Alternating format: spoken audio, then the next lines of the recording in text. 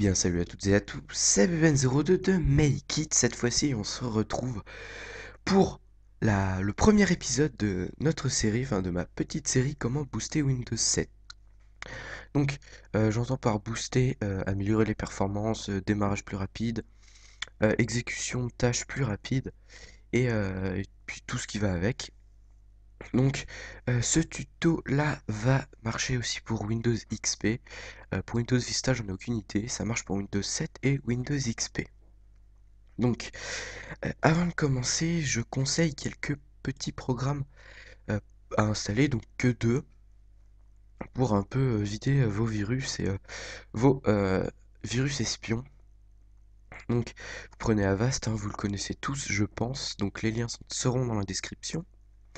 Vous allez là, Free Antivirus, vous cliquez sur télécharger, vous le téléchargerez, patati patata, vous l'installerez et vous le mettrez à jour. Je vous montrerai l'interface juste après. Ensuite, vous téléchargerez Malware et Bits Anti-Malware. Donc ça, c'est un logiciel qui va repérer les malwares. Donc les malwares, c'est des tout petits virus qui infectent vos fichiers et qui sont quasiment euh, invisibles avec votre antivirus. Et celui-ci, bah, justement, va aller chercher tout ce qui est virus, espion et tout le bordel. Ça va les trouver et vous pourrez les supprimer facilement vu que c'est pas des énormes virus. Donc vous cliquez sur télécharger, vous l'installez et vous le mettez à jour. Donc ensuite, une fois que vous aurez Avast d'installer, vous aurez une petite icône ici qui apparaîtra. Vous faites un clic dessus pour l'ouvrir. Donc après ça va vous dire votre période d'essai n'est valide que 30 jours, il vous en reste 30. Et en fait il va falloir l'enregistrer. Donc de toute façon sur la page principale vous aurez un truc pour vous enregistrer. Donc vous cliquez dessus, vous mettez une adresse mail, un nom factice ou ce que vous voulez, juste que l'adresse mail soit bonne. Vous mettez votre adresse mail spam si vous voulez. Et ensuite, vous aurez une, euh, une validité d'un an. Donc moi, on peut voir que mon programme va expirer le 19 mars 2013. Donc j'ai encore le temps quand même. Et je vais vous apprendre à faire un petit scan de votre PC. Donc vous cliquez ici sur lancer un scan. Hop. Et moi, je conseille de faire un scan minutieux qui prend plus de temps. Donc moi, je le fais le mercredi matin quand je vais en cours. Donc j'allume mon PC. Je fais l'analyse et puis je pars en cours et je reviens le midi, donc comme ça c'est assez rapide pour un scan minutieux. Un scan rapide, je conseille pas trop parce que c'est quand même long et puis bah ça vérifie pas tout. Pour moi le scan minutieux est bien mieux. Voilà. Donc une fois que vous avez fait votre scan et que votre ordinateur n'a pas repéré de virus, eh ben tant mieux. S'il a repéré un virus, il y a un, une option mettre en quarantaine, donc vous le mettez en quarantaine. Ce qui va un peu le bloquer son activité. Et suivant quel virus c'est, vous pourrez ni le supprimer, ni rien faire. En fait, il va juste bouffer votre PC. Mais il y a une technique, les amis. Ensuite, pour le malware et bit anti-malware, hop, malware et bit, vous l'ouvrez. Hop, ça va, ça va mettre à jour la base de données tout seul. Voilà, la base de données est périmée depuis 11 jours. Voulez-vous la mettre à jour? Donc oui, ce logiciel se met à jour à chaque fois que vous le lancez en fait. Il y a une mise à jour, c'est parce qu'il y a toujours des nouveaux virus qui arrivent. Donc ça le met à jour. C'est très rapide. Et je vais vous montrer comment faire un petit scan de votre ordinateur. Donc c'est super rapide, ça prend. Moi, il prend 3 minutes à le faire, tout le scan de mon PC. C'est vraiment hyper rapide, c'est pas comme un antivirus. Hop, succès, ok, voilà. Donc, ce que je conseille, c'est de faire un examen rapide. L'examen complet et l'examen éclair ne servent à rien. Examen rapide, c'est le meilleur. Et vous faites rechercher. Donc ça va mettre 3-4 minutes à peu près, suivant les performances de votre PC. Et si vous voulez voir, là, vous pouvez protection, mise à jour, quarantaine. Ici se trouveront tous les mini-virus que vous aurez mis en quarantaine, rapport, exclusion, et puis voilà, plein de trucs. Donc après vous faites rechercher et si il trouve une menace, ça vous affichera une ligne rouge avec menace détectée, 2 points, le nombre de menaces qu'il y aura trouvé. Et vous pourrez soit les mettre en quarantaine, soit les supprimer. Voilà. Donc c'était pour ces deux logiciels. Je les conseille fortement parce qu'ils sont performants et gratuits, donc on va pas s'en priver. Ensuite, pour alléger un peu votre PC, si vous ne possédez pas Windows 7, c'est la défragmentation de votre disque dur. Donc, soit vous tapez défra et défragmenteur de disque, soit vous pouvez utiliser le chemin un peu plus long dans tous les programmes, accessoires et options outils système, pardon, et défragmenteur de disque. Donc vous cliquez dessus. Sur Windows 7, ça vous affichera ça. Donc j'ai trois disques, enfin j'ai deux disques durs plus le système. Et en fait, moi, Windows 7 a une fonction de défragmentation à chaque démarrage.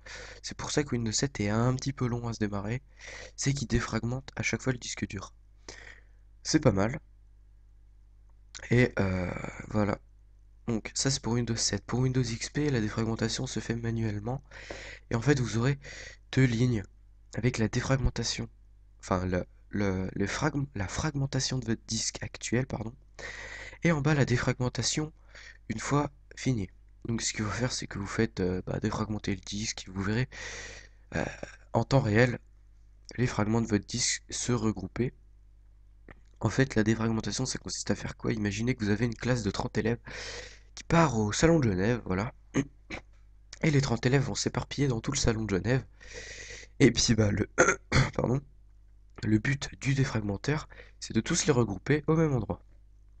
Certes, il peut pas trop regrouper, il y a des fichiers qu'on ne peut pas, mais il va regrouper le maximum qu'il peut. Donc pour ça, c'est fait. Maintenant, le plus dur, ce que Windows 7 et Windows XP et Windows Vista encaissent le plus, c'est les fichiers temporaires.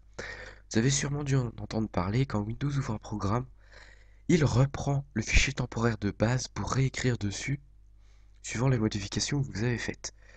Et sur Windows 7, il y a une technique pour les supprimer et il y a une technique pour les annuler complètement. Donc Windows 7 n'enregistre pas les fichiers temporaires. Ça, on verra ça dans le deuxième épisode. Dans le premier épisode, on va apprendre juste à nettoyer un peu notre PC. Donc, on va apprendre à aller nettoyer les fichiers temporaires. À savoir qu'il y a deux fichiers, enfin, il y a deux secteurs de fichiers temporaires. Là, on va apprendre à supprimer les fichiers temporaires normaux, manuellement.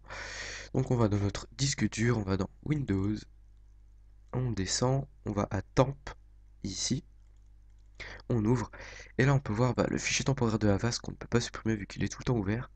Et normalement, vous en aurez une chier. Donc ce que je vous conseille, c'est de tout fermer, fermer tous vos programmes, et de tout sélectionner et de tout supprimer. Donc, continuer, voilà, on les supprime.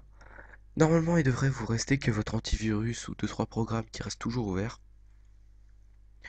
Et moi, j'en ai pas beaucoup vu que mon Windows 7 est programmé pour pas les enregistrer, ou très peu.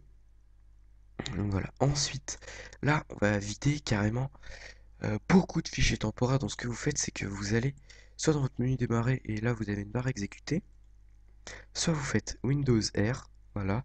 Maintenant on tape msconfig, msconfig tout attaché. On fait OK. Ça va nous ouvrir une fenêtre. Donc ça c'est pour le démarrage de programme. On verra juste après. On continue nos fichiers temporaires, donc on va dans ordinateur. Dans notre disque dur, ici, on va faire on clique une fois, on fait un clic droit, propriété, et ici, cette touche, tout le monde croit que ça fait une restauration du disque dur, donc non. Donc on clique sur nettoyage de disque. Ah, il bug un coup là. Allez! Donc on fait sur nettoyage de disque, ça va charger, voilà. Ça charge, c'est un petit peu long suivant le nombre de fichiers que vous avez. Sachant que moi, avant je connaissais pas cette technique, je ne l'avais pas fait pendant un an, et j'avais plus de 2-3 gigas de fichiers temporaires complètement inutiles sur mon PC. Donc pour vous dire, maintenant je le fais quasiment presque une fois par semaine, et ça se vide assez vite. Ensuite, vous le ferez si vous avez plusieurs disques durs que vous servez, vous le ferez aussi. Moi, ça c'est mon disque dur principal, celui-ci ne sert quasiment à rien, donc il n'y a rien à nettoyer. Donc ça charge un tout petit peu long. Pendant ce temps, on va s'occuper du msconfig. Donc ça ouvre ça. Alors là, je vais parler pour Windows 7, Windows XP, vous écouterez après. Donc ici, vous avez Général, Démarrer, Service, Démarrage, Outils. Ce qui nous intéresse, c'est juste Service et Démarrage. Donc, dans Service, vous avez tout ça. C'est tout ce que votre PC lance au démarrage. Ce qu'il faut faire, c'est masquer tous les services Microsoft, car ça, c'est hyper important. C'est ce qui va vous faire l'interface, qui va vous faire plein de trucs. Donc vous cliquez sur masquer tous les services Microsoft, donc ça va vider une énorme partie de la liste, et vous aurez vos programmes qui se lancent au démarrage. Donc vous faites désactiver tout, et vous choisissez juste votre antivirus. Donc moi entre autres c'est Avast. Ensuite vous allez dans démarrage, et là vous faites pareil. Vous désactivez tout, et vous activez juste votre antivirus. Maintenant vous faites appliquer. OK.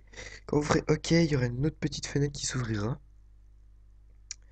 avec une demande. Si vous voulez redémarrer votre PC maintenant ou redémarrer ultérieurement. Donc je vous conseille de le redémarrer maintenant.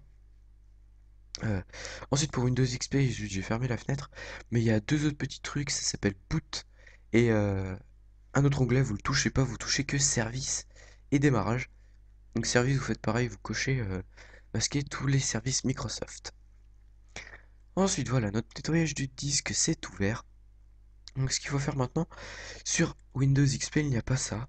Nettoyer les fichiers système sur Windows 7, c'est un peu une sauvegarde de Windows au cas où il y ait des mini-bugs, et ben il va se référer à la sauvegarde d'avant, donc il fait ça tout seul.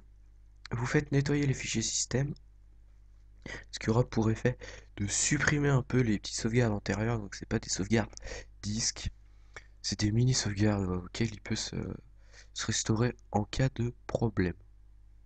Donc là, ça met un petit peu de temps, voilà, et ici on voit l'icône qui a disparu. Ensuite, alors là, faut bien m'écouter. Donc, Windows 7 possède cette fonction. Alors, vous cochez tout, et vous faites OK. Moi, on voit là que Sensi et Mo sont utilisés par les fichiers temporaires. Sur Windows XP, il y a un truc à ne pas cocher. Ça s'appelle compression des fichiers, je sais plus trop quoi. En général, c'est le plus gros. Donc celui-ci, il faut pas cocher. Absolument, il faut pas cocher. Compression des fichiers. Si vous voyez ça, vous ne cochez pas. Vous cochez tout le reste, mais pas celui-ci. J'insiste parce que c'est hyper important. Sinon, votre Windows XP va bugger de tous les côtés. Et ensuite, bah, vous faites OK. Supprimer les fichiers et ça va supprimer les fichiers. C'est assez rapide vu que moi, j'ai pas trop de trucs. C'est sûr, si vous avez 6 Go de fichiers temporaires, ça va mettre un petit peu de temps. Donc voilà. Ensuite, on a fait msconfig pour le démarrage du PC. Et là, on va voir, il faut désinstaller vos programmes. Donc les programmes que vous ne servez pas, vous les désinstallez absolument. Donc vous regardez un peu dans votre liste de programmes ceux que vous ne vous servez pas, vous les désinstallez, ceux que vous avez en double, vous les désinstallez. Et si vous avez genre une version 7, enfin je dis 7, une version supérieure à un autre, et ben vous supprimez la version, la plus petite version, vu qu'elle ne sert à rien. Et voilà. Ensuite, sur nos PC, les fichiers désinstallés gardent des fichiers de base au cas où vous le réinstallerez. C'est complètement con. Ça, je vous l'accorde. Et ce qu'il faut faire, c'est aller dans votre disque dur, aller dans vos programmes files, et chercher un peu dans tous les dossiers les fichiers, enfin les jeux ou les logiciels que vous avez désinstallés mais qui sont restés en fichier pour les supprimer. Donc on peut voir ici ce jeu, voilà, que j'avais fait en tuto et que j'ai désinstallé et qui ne me sert absolument à rien, donc je supprime le fichier. Très bel exemple d'ailleurs, merci à toi. Voilà ce jeu aussi, tac, on le supprime et vous faites ça pour pas mal de choses, donc ça je sais même pas ce que c'est. Bon voilà, vous m'avez un peu compris. Vous désinstallez les programmes, enfin vous supprimez les fichiers des programmes qui restent. C'est pas des gros fichiers, mais c'est chiant en fait. Et voilà, vous faites aussi pareil pour programme. Si vous êtes en 64 bits, si vous êtes en 32 bits, vous aurez que programme fois 86. Donc ici, bah voilà, vous cherchez un peu. Bon, dans ce dossier programme, il n'y a pas trop de fichiers parce qu'il s'installe pas vraiment ici. Et aussi, il y a un autre endroit. Il faut aller dans Windows R ou exécuter Cette commande est bien connue des joueurs Minecraft, donc %app_data %. Donc %appdata%. Ok. Ce qu'il va nous mettre ici, donc on retrouve notre point Minecraft habituel si vous jouez à Minecraft. Et en fait, ici va s'installer des fichiers que le jeu en fait. Soit ce sont des sauvegardes, soit ce sont des fichiers à pas supprimer, mais si vous ne jouez plus au jeu, vous pouvez les supprimer. Donc ici, on peut voir origine, hop, on le supprime. Et voilà, vous faites un peu ça pour tous vos programmes. Donc hop, il y en a, je sais pas ce que c'est, si vous n'êtes pas sûr, vous ne supprimez pas. Voilà. Donc voilà, c'était ce premier épisode, j'espère qu'il vous aura bien servi, on a déjà appris à vider notre PC. Ces analyses sont à faire au moins peut-être une fois par semaine, surtout pour l'antivirus, à faire une fois par semaine. Et donc voilà, je vous retrouve la prochaine fois pour l'épisode 2, donc dans 3-4 jours à peu près. Moi je vous dis à la prochaine, bye tout le monde.